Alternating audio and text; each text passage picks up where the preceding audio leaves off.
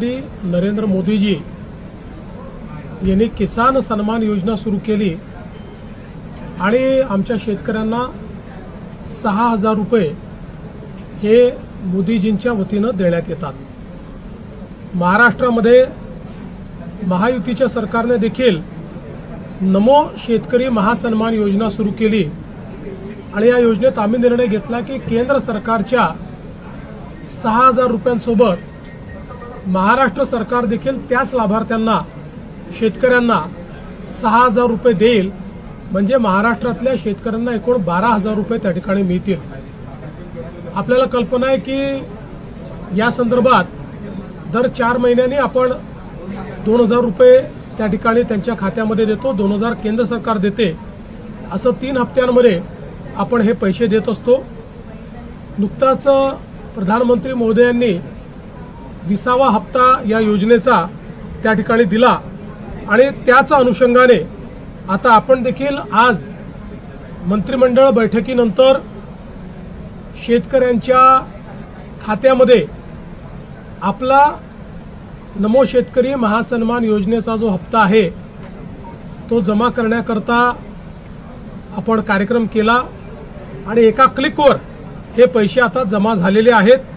जवळपास 91,65,156 एवढ्या शेतकऱ्यांच्या 91,65,156 शेतकऱ्यांच्या खात्यामध्ये जवळपास 1,892 कोटी आणि 61 लाख 1,892 कोटी आणि 61 लाख रुपये हे आपण आज जमा केलेले आहेत।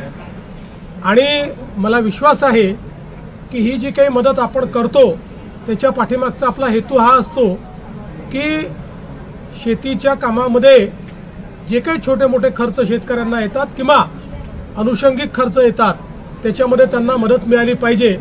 आणि निश्चितपणे आपल्याला कल्पना आहे की या महासन्मान निधीचं सर्वच शेतकरी सातत्याने स्वागत करतात, त्यामुळे आज ते पैसे आम्ही जमा केलेले आहेत।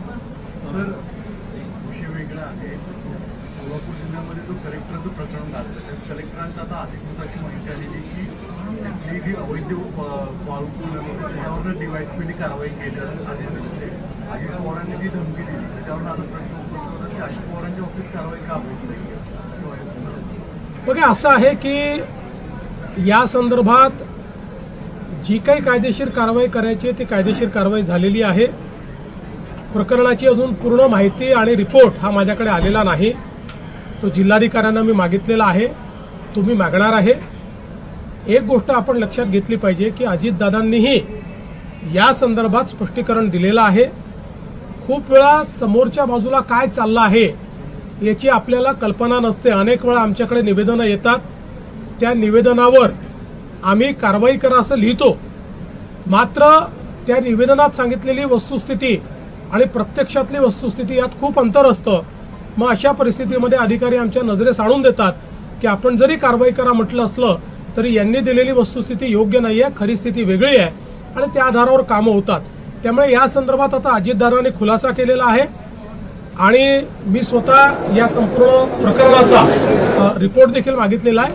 सध्या तरी एवढंच मला असं वाटतं पुरेसं आहे। दुसऱ्या बाजूला राष्ट्रीय पातळीवरती आज उपराष्ट्रपती पदाची निवडणूक आहे। विरोधकांकडून असं म्हटलं जातं की क्रॉस वोटिंग होईल आणि एनडीएतले सुद्धा काही खासदार आमच्या यूपीएच्या उमेदवाराला मतदान करतील। त्यांनी निश्चित स्वप्न पाहत राहावं। मी एवढंच म्हणेन, आगे आगे देखिए होता है क्या।